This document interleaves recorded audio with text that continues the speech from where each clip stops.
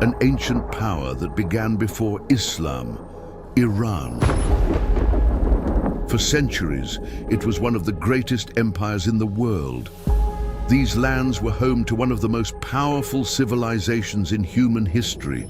The Persians were not just a people, they were an empire that stood equal against the Roman Empire. And at the center of this empire, first there was fire, Zoroastrianism, or as the Arabs called it, Majus. Then these lands met Islam, but today, Iran is known as the center of Shiism. Yet very few people know this. These lands were once the heart of Sunni Islam. So what happened that everything changed? How did an empire collapse? In this video, you will learn about Iran's struggles with Arabs and Turks and how the Sunni-Shia division began. You are watching Religious Story TV. We continue our Islamic history video series. To not miss these videos, subscribe to our channel, like the video, and write in the comments which country you are watching from. If you are ready, let's begin. Around 1500 to 1000 BC, in the empty steppes of Central Asia or Eastern Iran, a prophet appeared. His name was Zoroaster. It is not enough to call him just a reformer. Zoroaster was one of the first people in history to clearly present the idea of one God and a moral universe. Some Islamic scholars discussed whether Zoroaster could be the same as Dhul-Qarnayn mentioned in the Quran, or another prophet. There is no clear conclusion, but this possibility shows his importance also from an Islamic point of view. The religion founded by Zoroaster, Zoroastrianism, described the universe as an eternal struggle between two great forces, Ahura Mazda, the god of light and goodness, and Ahriman, the spirit of darkness and evil. A human being, free to choose between good and evil, will face a great day of judgment in the future. This idea of the afterlife is striking. The souls of the dead will pass over the bridge of judgment, which causes fear and anxiety in everyone. After the judgment of God, good souls will be sent to a land of endless light and happiness, while bad souls will be sent to a land of darkness and fear. With the coming of Islam, Muslim scholars discussed how Zoroastrians should be treated. During the time of Umar, it was decided that Zoroastrians were not treated like idol worshippers, but placed in a position similar to al-Kitab. They were allowed to practice their religion in return for paying jizya. Before Christ, in 550 BC, the Zoroastrians established their first great empire, the Achaemenids. This became one of the largest political powers the world had ever seen, ruling across 3 continents. Later, in 224 AD, a great dynasty appeared that would reshape the fate of Iran, the Sasanids. This state, which ruled Iran before Islam, was not only a political power, it also represented a religious system. The king was not an ordinary person. He was the representative of divine order on earth. This meant that obeying the king was not only political, but also a religious duty. In other words, belief and power were completely connected.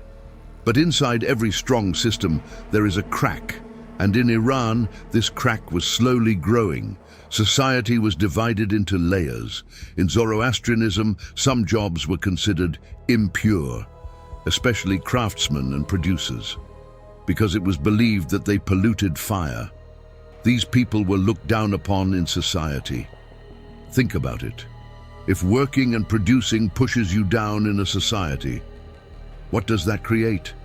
Anger, a silent sadness, and a tension that will one day explode. These people, the ones pushed outside of society, would be the first to open the door when Islam came. But that day had not yet arrived. By the 7th century, the Sasanian Empire was one of the most powerful states in the world and was at its peak. The Persian armies had defeated the Eastern Roman Empire again and again. They had taken Damascus, Jerusalem, and Egypt. Rome looked like it had collapsed. The empire was on the edge of falling apart. At that time, The message of Islam had begun to be heard in Mecca through Prophet Muhammad sallallahu alayhi wasallam. The disbelievers were putting strong pressure on the Muslims. The continuous victories of the Persians made the Meccan disbelievers very happy because they supported the Persians. The Persians were a people who worshipped fire, and the disbelievers were idol worshippers. The Muslims, however, were closer to the Romans, who were al-Kitab. The disbelievers said to the Muslims, "Look, those who are people of the book like you have been defeated. Our side has won. You will also lose, and we will win again." At that moment, a verse was revealed in the Quran. The Romans have been defeated, but after their defeat, within a few years, they will be victorious. At that time, this seemed impossible, because Rome was almost destroyed. The Meccan disbelievers mocked this verse. "How can this happen?" they said. "How can Rome win again?" But Abu Bakr did not hesitate. He believed that this verse would come true. According to narrations, he even made a bet with the disbelievers about it. He said that Rome would become victorious within a certain number of years, and years passed. The Byzantine Emperor Heraclius gathered his army again. After the defeat, he withdrew, but he did not give up. Then one day, the counterattack began.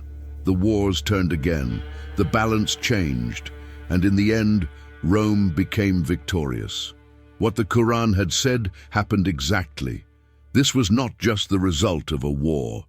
This was the confirmation of divine knowledge. And with this turning point, the Sasanian Empire entered a decline from which it could not return. The year 622 is accepted as the beginning of decline and collapse for the Sasanians. After their defeat against the Byzantine Empire, Byzantine forces advanced into western Iranian lands.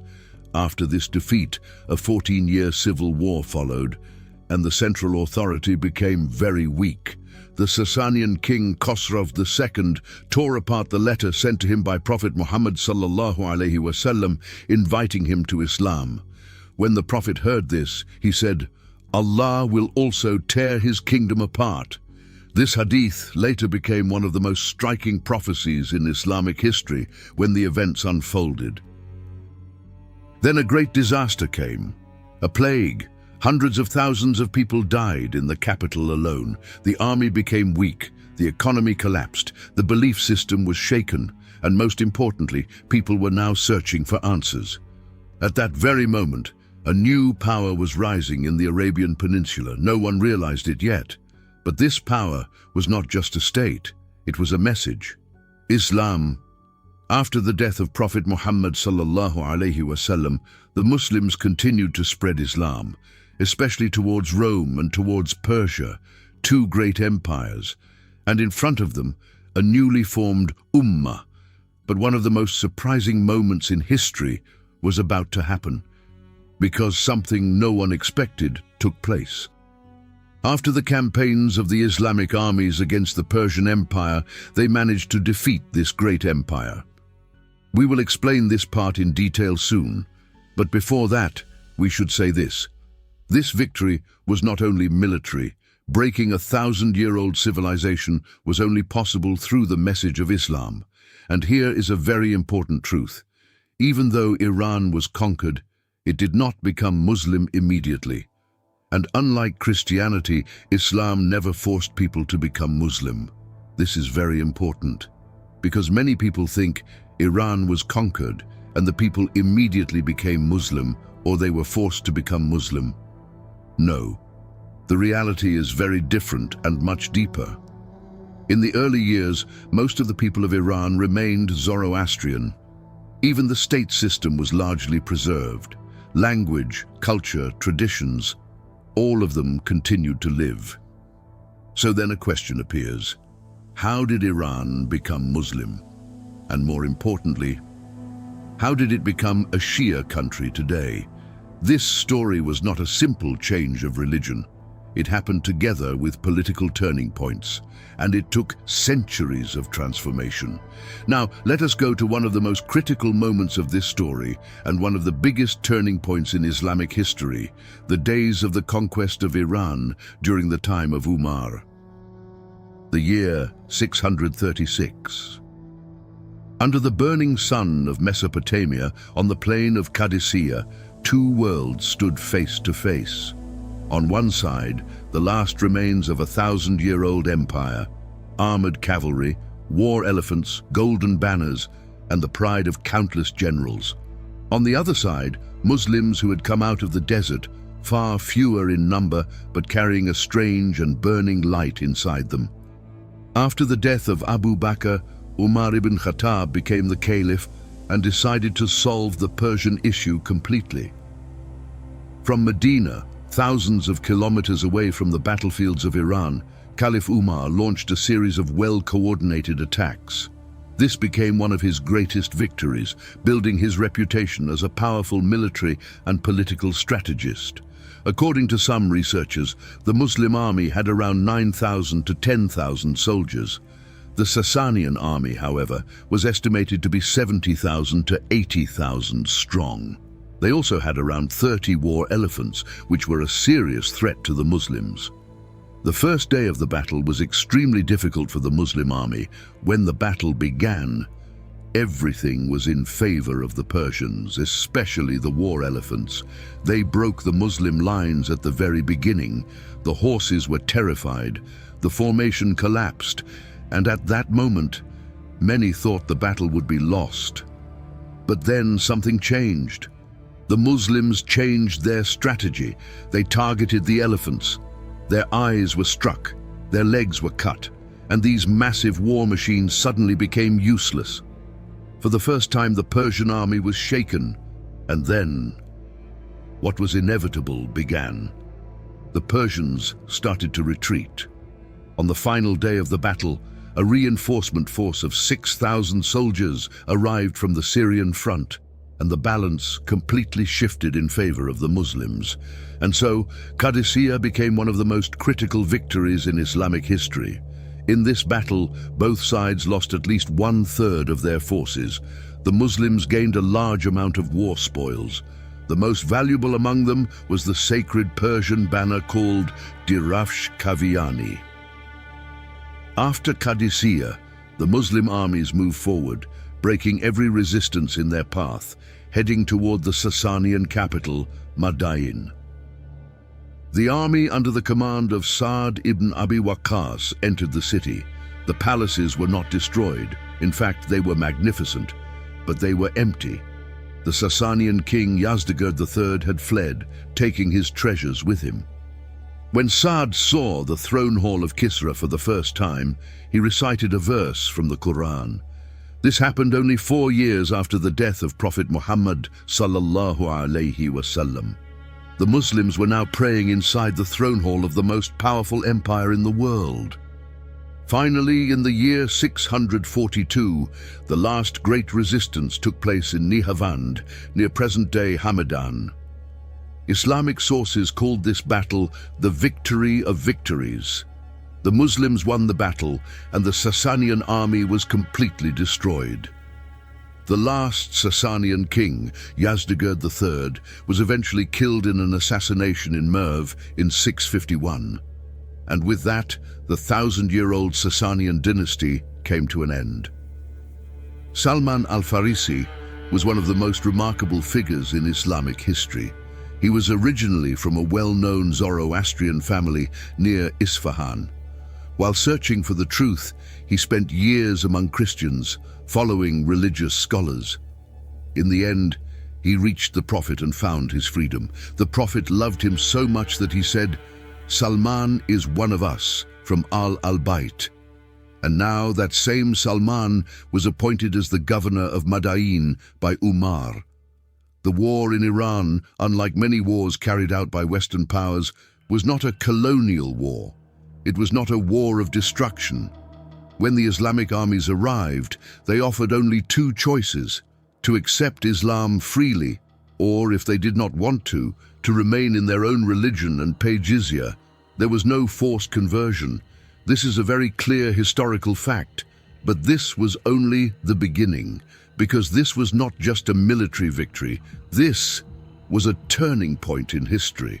And now, Iran was under the control of Islam.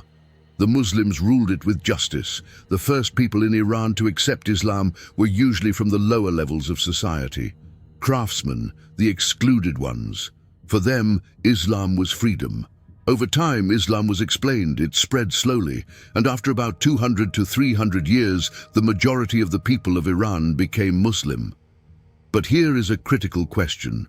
Which Islam did they accept? Because today, when we look at Iran, it is not Sunni, it is Shia. So how did this happen? The answer lies in one of the most difficult periods in Islamic history, the martyrdom of Uthman, the caliphate of Ali, and the conflict that began with Muawiya. That was the turning point. It would shape not only the Arab world, but also the destiny of Iran. When Caliph Umar was martyred in 644 by the dagger of a Persian slave, the legacy he left behind was both massive and fragile. The council he established made a choice between Ali and Uthman for the caliphate. After long discussions, Uthman ibn Affan was chosen as caliph. The first 6 years of Uthman's rule were strong. The Quran was gathered into a single mushaf and sent to the entire ummah. This became one of Uthman's greatest services to Islam. But in the second 6 years, things changed. Uthman appointed some companions to govern important regions like Egypt, Kufa, and Basra, and some of them were his relatives. These appointments caused serious dissatisfaction, especially in those cities. One of the most debated figures in Sunni history appeared during this time of fitna, Abdullah ibn Saba. According to Sunni sources, he was a Jewish man from Yemen who outwardly showed Islam but secretly spread corruption. He strongly promoted the idea that Ali had the right to the caliphate. First, he spread accusations that Uthman was giving important positions to his relatives unfairly.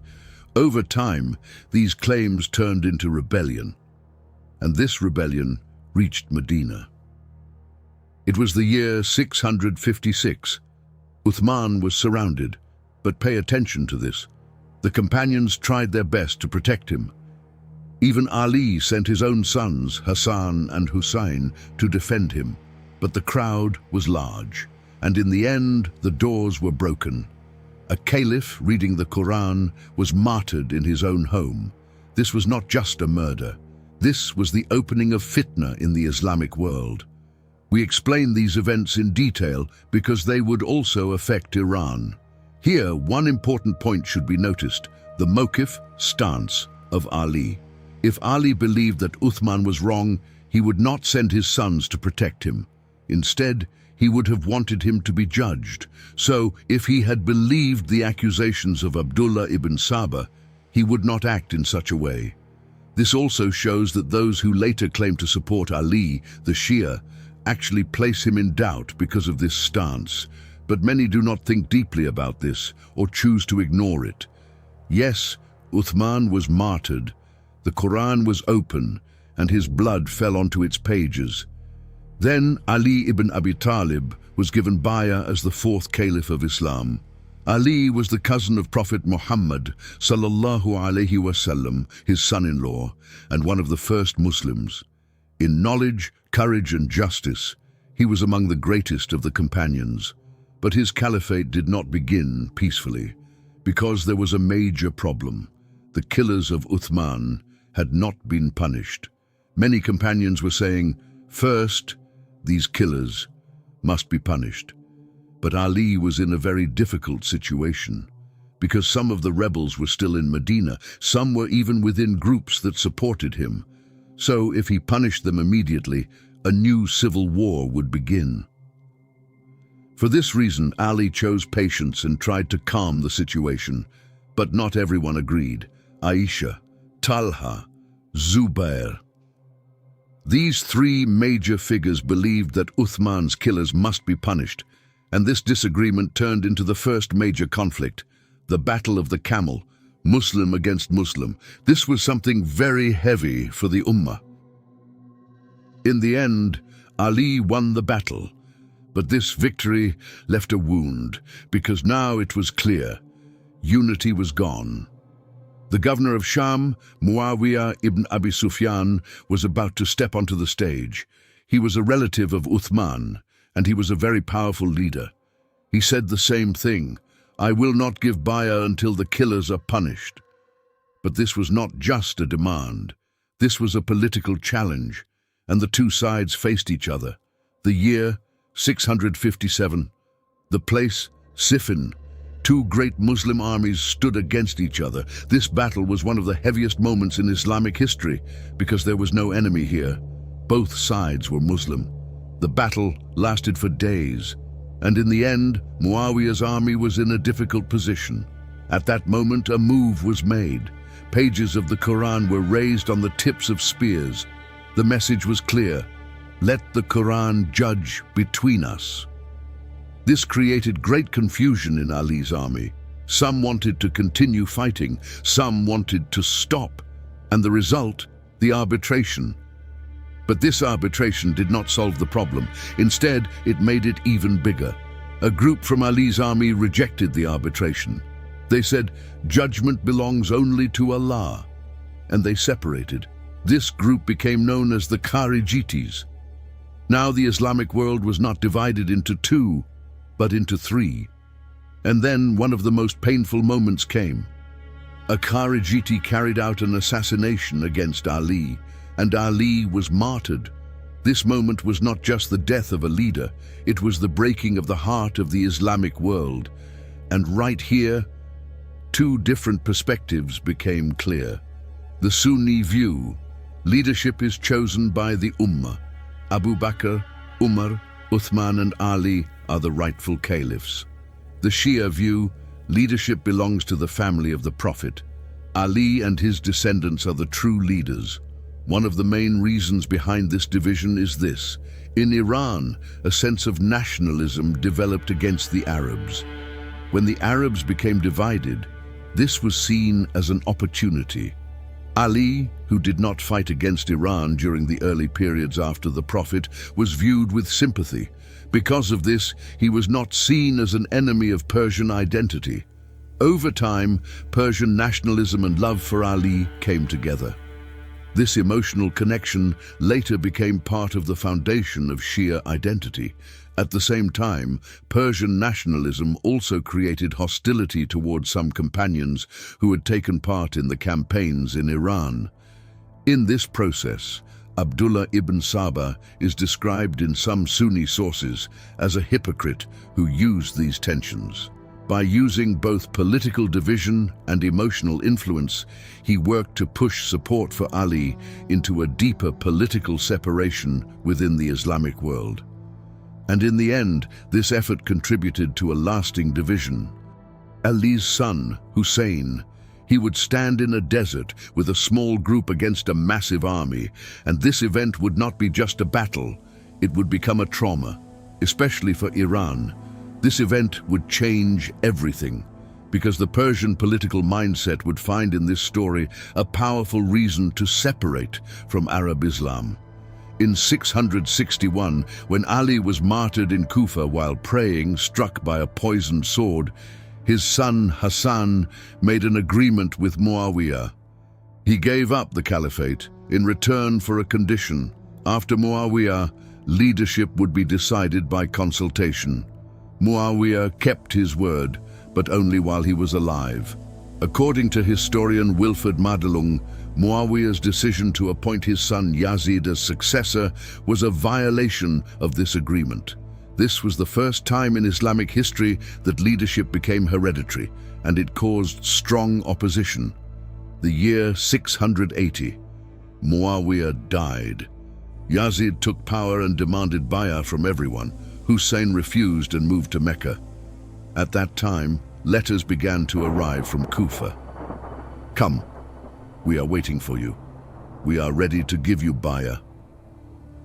Hussein accepted the call of the people of Kufa and set out with his family, but the governor of Kufa, Ubaidullah ibn Ziyad, had already influenced many of those who wrote the letters and pressured them to withdraw their support. The same people who called Hussein, the same people who cried out that they would die for him, left him alone out of fear, just as his father had been martyred in Kufa. The son would also be martyred on the road to Kufa. On October 2nd, 680, Hussein's caravan reached the plain of Karbala near the Euphrates River. Soon after, Yazid's army surrounded them. There were only 72 people with Hussein.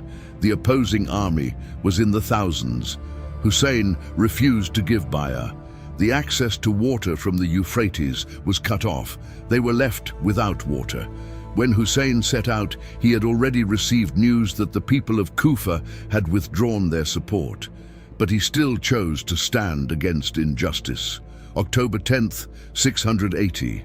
The 10th of Muharram, the day of Ashura. Yazid's army attacked. One by one, those with Hussein were martyred. His brothers, his nephews, his sons, each of them a story of sacrifice, and in the end, Hussein stood alone. Wounded by arrows and spears, he fell to the ground. There was not a single fighter left beside him. Hussein was martyred, and his head was sent to Yazid. The women and children of al-Bayt were taken captive. After Karbala, the tents were looted. The women and children were taken as prisoners. They were paraded through the streets of Kufa, then taken to Damascus. But among them was Zainab bint Ali, and she did not remain silent. In Kufa and in Damascus, her speeches in front of the crowds shook the moral legitimacy of the Umayyad rule. The event of Karbala happened in Arabia and Iraq. It had no direct geographical connection with Iran, but over time, Karbala became the center of Iran's spiritual identity. Now, I want you to look at this with a neutral perspective. The people who called Hussein, who made him set out, and who today cry the most for him, the people of Kufa, the backbone of what later became Shiism, had actually left him alone and contributed to his martyrdom. On that day, they did not stand with him at all. History continues to question the sincerity of the people of Kufa. Over time, this tragic event was turned into a powerful narrative. It was used as a tool to separate from central Islamic authority. One of the regions that could benefit most from this was Persian Iran. This region used this event for centuries to gain political and religious legitimacy, building a new structure known as Shiism under the name of loyalty to Ali. However, the Islamic world has never supported the killing of Ali or Hussein. Not a single Muslim can justify these events. The Umayyad rule and Yazid have been criticized throughout history. Islamic scholars have strong agreement regarding the dhulm, injustice, committed by Yazid. Despite this, a perception was created as if the entire Islamic world supported these events. Using these incidents as a reason, a separation from Islam was gradually built. Behind this separation, there were clearly political and national motivations. Based on these events, changing the fundamental rules and teachings of Islam, forming a different structure, or altering acts of worship, such as reducing Salah to 3 times a day, cannot be directly justified by these events.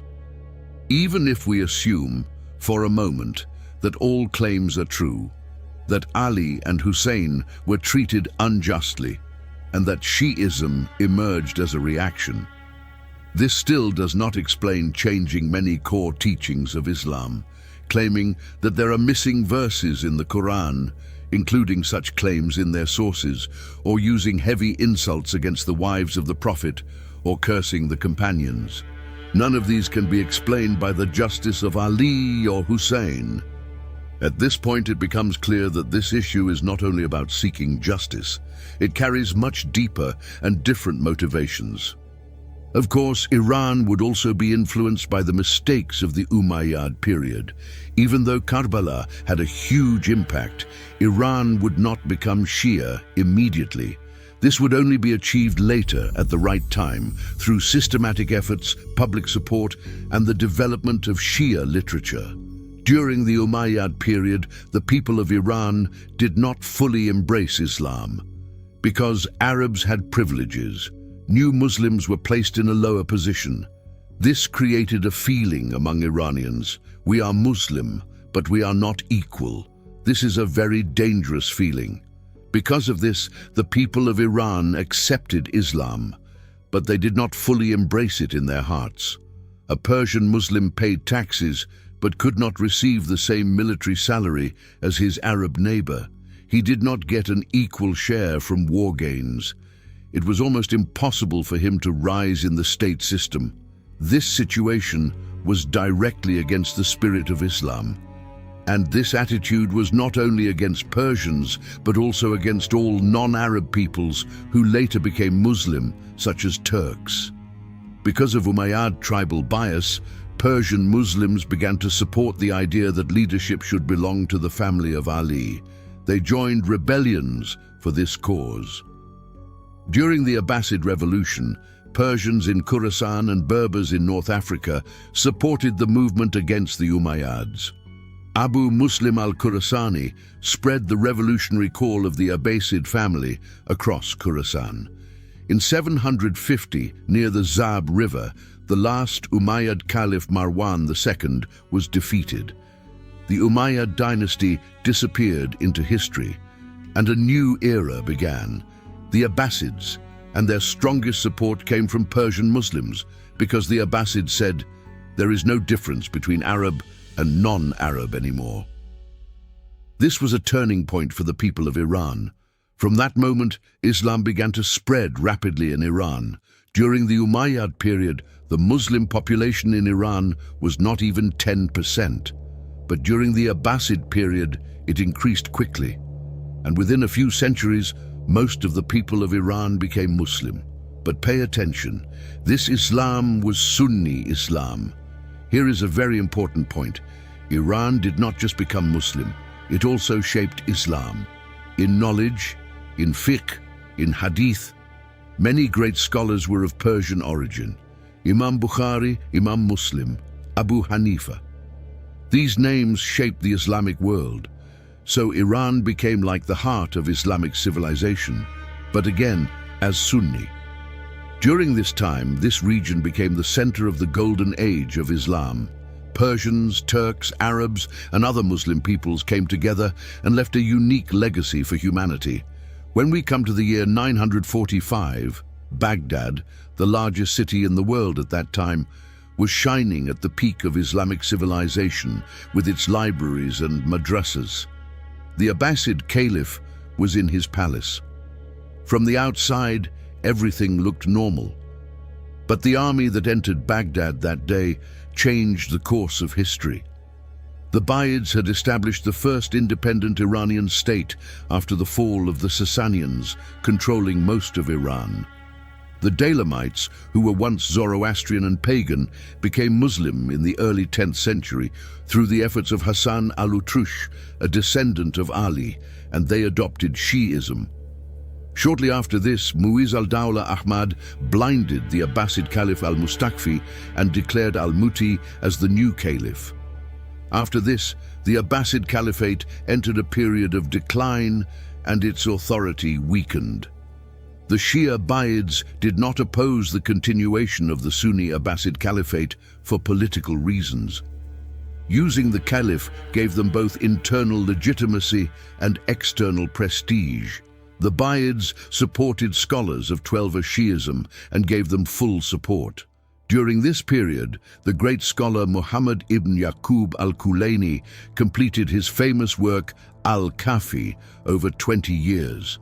With this work, the differences between Twelver Shiism and other schools like Zaidi, Ismaili, Sunni, and Mu'tazila became clearly defined. This was the period when Twelver Shiism became fully developed and clearly formed in theology.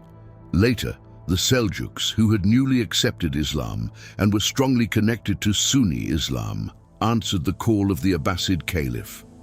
In 1055, Tughril Beg entered Baghdad, which was the center of the Islamic world at that time, and ended 110 years of Buyid rule. After the fall of the Buyids, under Seljuk rule, Turkish military power combined with Persian culture and administrative tradition. So, the first state supported by Shia movements in history did not last long. However, it was not a fully Shia state. It was a state that also had support from Shia groups. The time for a fully Shia state had not yet come. In February 1258, in the freezing cold, the walls of Baghdad were shaking. When Hulagu set out from Karakorum with an army of around 130,000, his plan was clear. First, take Alamut Castle, then destroy the Abbasid state. In 1258, he captured Baghdad and ended the Abbasid Caliphate.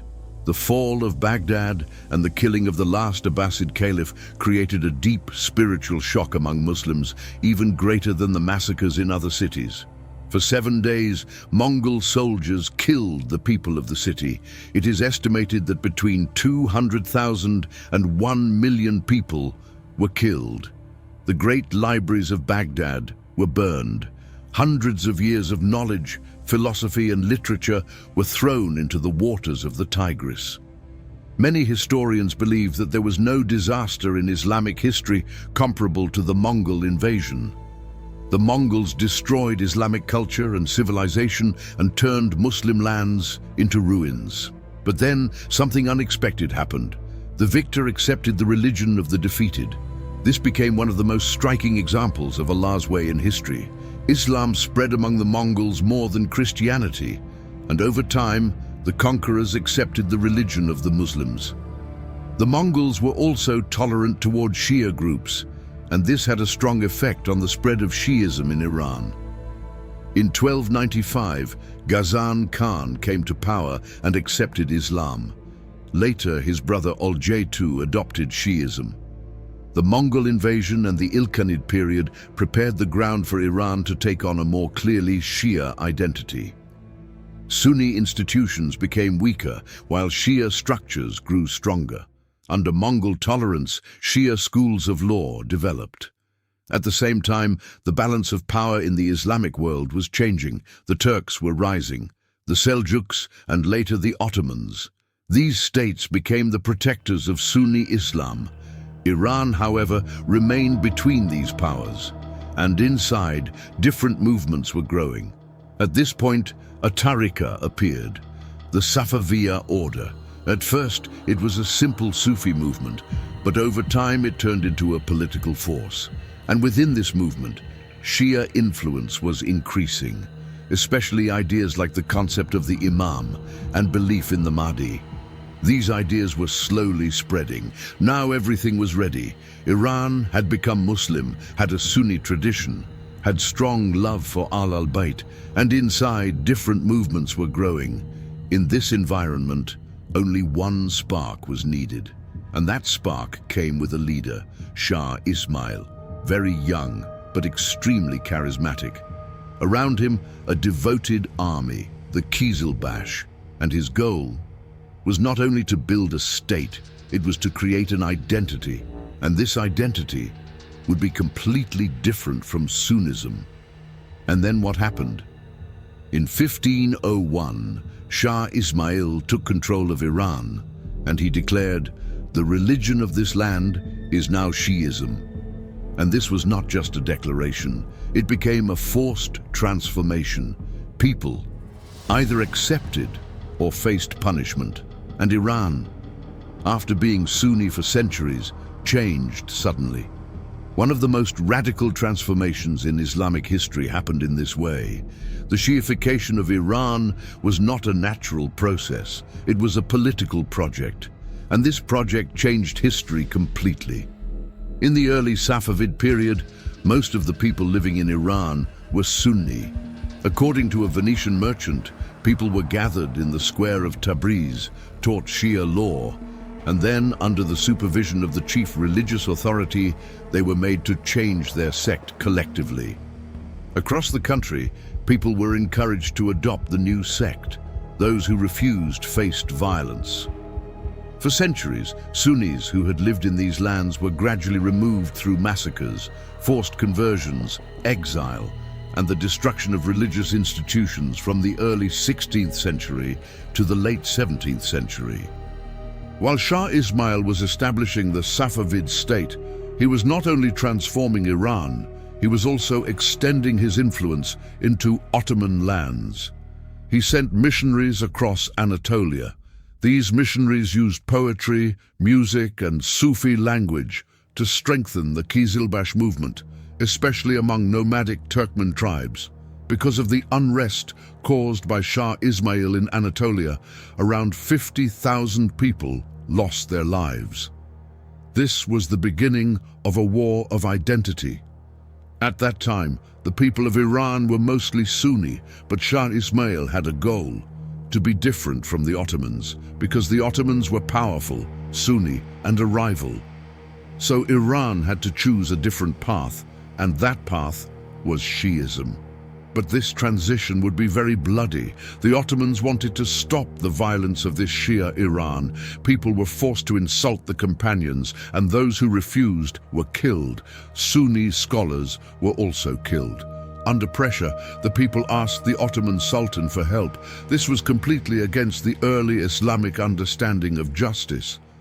Because Shah Ismail's goal was not only to change religion, he wanted to build a nation. And this nation had to stand against the Ottomans and be different from them. War with the Ottomans became unavoidable, because now the issue was not only land, this was a war of belief. On August 23, 1514, the clash of two worlds took place. On the plain of Chaldiran, the Sunni Turkish army and the Shia Safavid army faced each other. The Battle of Chaldiran was not just a war between two states. It was a turning point that made the Sunni-Shia division clearly visible and shaped the following centuries. The Safavids were brave and full of belief. But the Ottoman cannons and firearms decided the outcome early. Shah Ismail suffered a heavy defeat. The Ottomans won. After more than a century of wars, in 1639, a historic agreement was signed: the Treaty of Qasr-i-Shirin. With this treaty, Safavid Iran and the Ottoman Empire agreed on borders. Iraq remained under Ottoman control, and the Caucasus was divided between the two empires. These borders are still largely valid today. But Shiism in Iran did not stop. From this point on, Iran was no longer the same. A society that had been Sunni for centuries was transformed. The long historical conflict and rivalry with the Ottomans became one of the most important examples of Sunni-Shia division in the Islamic world. It also became one of the major factors in the weakening of both the Islamic world and Turkish states, because Iran constantly found diplomatic ways to harm the Ottomans economically and militarily. It influenced the palace, created division among governors, and caused unrest in Anatolia. By weakening the Ottomans, it increased its own influence over time, and new generations accepted this religion. Shiism was no longer only the religion of the state, it became the religion of the people. So what happened in the long term? At first, Shiism was accepted by force, but over time it became internalized, because the education system changed, the scholars changed, the culture changed, and after a few generations, Iran became completely Shia. Shah Abbas I represented the peak of Safavid history. He moved the capital to Isfahan and turned it into one of the most beautiful cities in the world. The Imam Mosque, Ali Kapu Palace, Chehel Sotun Pavilion, these breathtaking structures still remain from his time. The phrase, Isfahan is half of the world, was born in this period. In the 17th century, the great scholar Muhammad Baqir Majlisi played a key role in shaping the Shia identity of Iran. He turned the birth of Ali into state celebrations. He made the mourning of Karbala into public rituals. He spread Shia hadith collections among the people. By the end of the 17th century, only a few small Sunni communities remained in Iran, mostly near the borders. Because of the Safavids, Shiism became deeply rooted in Iran. Now, mosques had changed, prayers had changed, the education system had changed, and most importantly, identity had changed. After this process, a distance formed between Iran and the Sunni world. This distance was not only political, it was religious, and this division has continued until today. So what happened next? The Safavids became weak over time, but what they left behind remained. Iran was now Shia, different and following its own path. But the story does not end here, because now a new question appears. How did this division continue into the modern world? Why is Iran still on this path today? And how does this past affect today's politics? The answer lies in the period after the fall of the Safavid state in 1722. Like every empire, the Safavids first became weak. Internal conflicts, economic problems, weak leaders. And finally, in 1722, they collapsed. But pay attention, the state collapsed. But what it created did not collapse. The Shia identity had become permanent. Iran could no longer return. Because Shiism was no longer just a state policy, it had become the identity of the people. This is very important. After this, no ruler could turn Iran back to Sunni Islam. After the Safavids, a big power gap appeared in Iran. Afsharids, Zands, short-lived dynasties came, but the most lasting power became the Qajar dynasty. The Qajars were not very strong as a state, but they achieved one thing. They protected the Shia identity. And during this time, a new power appeared, the ulama class. Shia scholars were no longer only religious leaders, they had great influence over society. Because in Shiism, the imams had lived and passed away. Now religious scholars guided the people. This is one of the biggest differences between Iran and other Muslim countries. In the Sunni world, scholars are important, but not absolute authority. In the Shia world, scholars are seen like representatives of the Imam. This led to something important in Iran. Religion and politics became deeply connected. The Qajar dynasty ruled Iran for about 130 years. During this time, there was strong competition between Britain and Russia over Iran. The central authority was weak, local powers were strong, and in this situation, Shia scholars became more trusted than the state in the eyes of the people. Iran was caught between these powers.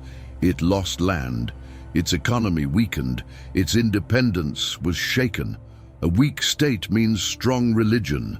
People looked for something they could trust, and they found it in the Shia ulama. When we come to the 20th century, a major change began. In 1901, oil was discovered. This increased the competition between Britain and Russia over Iran. A British businessman, William Knox D'Arcy, received a huge concession from the Shah, the right to operate Iran's oil. In 1908, when oil was first extracted near the Zagros Mountains, the British government took control through the Anglo-Persian Oil Company. In 1907, Iran was divided into zones of influence between Britain and Russia. Then came a major turning point. In 1951, Mohammad Mossadegh nationalized the oil and cut relations with the US and Britain. This decision shocked the world. But the US feared Iran might move toward the Soviet side. So in 1953, with the support of pro-Shah forces in the army, Mossadegh was removed. This became known as Operation Teep-Ajax. Mossadegh was arrested, imprisoned, and kept under house arrest until his death. Then, Mohammad Reza Shah strengthened his rule with Western support. In 1963, he launched the White Revolution, bringing major reforms. In the same year, Ruhollah Khomeini was arrested. Protests spread. In 1964, he was exiled to Turkey, then later to Iraq and France. But his voice did not disappear. On the contrary, from exile, it became even stronger. On February 1, 1979, millions of people filled the roads at Tehran airport. According to some reports, more than 4 million people came to welcome him. The plane door opened. A 78-year-old man stepped down the stairs, adjusting his long black robe. His eyes were calm. His voice was quiet but firm. A journalist asked him, "What do you feel inside?" His answer was short and controlled. "Nothing." In reality, when we look at the course of the revolution, it was not only an Islamic revolution, it was a broad opposition movement against the Shah. Among those who supported it, there were many different groups: liberals, moderate Islamists, communists, radical Islamist groups. All of them came together. There was also a position above the president, the supreme leader, Velayat-e Faqih. The supreme leader, who has authority over all decisions, takes legitimacy from the 12th Imam, Mahdi, in Shia belief. Sunni Islam approaches this idea with serious concerns. A system where religious and political power is united in one person without accountability does not fit with the principles of consultation and responsibility in Islam. For Sunni Muslims in Iran, this idea does not have religious meaning because they do not share the same belief about the hidden Imam. Khomeini believed he was speaking not only for Iran, but for the entire Islamic world, with slogans like "Export the revolution to all oppressed people in the world, neither East nor West, only Islam." He aimed to build a global Islamic system under Iran's leadership. This idea attracted attention in some Sunni circles, but in reality, clear limits appeared. In 1989, Khomeini passed away. The question was, who would become the new supreme leader? Ali Khamenei, 49 years old, was chosen unanimously by the Assembly of Experts. Many believed his religious knowledge was not enough for such a position. To avoid criticism, he was declared Ayatollah quickly. During Khamenei's period, Iran formed a resistance axis against the influence of the United States and Israel in the region. Groups included Hezbollah in Lebanon, Houthis in Yemen, Shia militias in Iraq, Hamas, and Islamic Jihad in Palestine. For the Sunni majority of the Islamic world, Iran has never been a simple issue. On one side, Iran's stance on Palestine and resistance against imperialism gained support in many Sunni circles. On the other side, sectarian policies and pressure on Sunni populations created deep distrust. In all these regional conflicts, one issue always stood differently: Palestine. Most Palestinians are Sunni, but Iran supported Hamas and the Palestinian cause for many years, going beyond its Shia identity. At the same time, this support has also been questioned. During the Syrian civil war, Iran supported Assad, who was fighting against Sunni groups.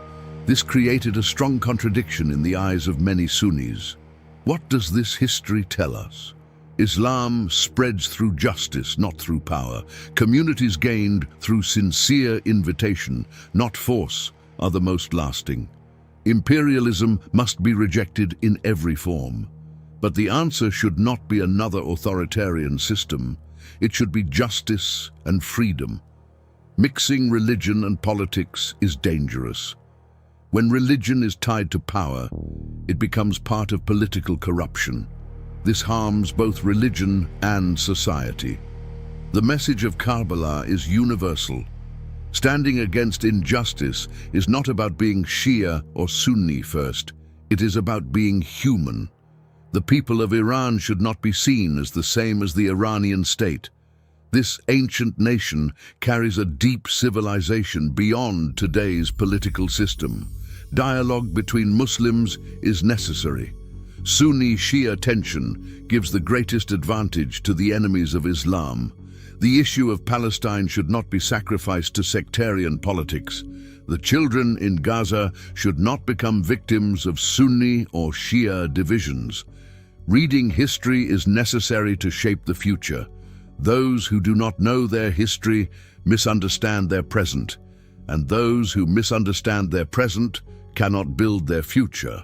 Allah's will appears in history, but no power can claim to control it for its own benefit.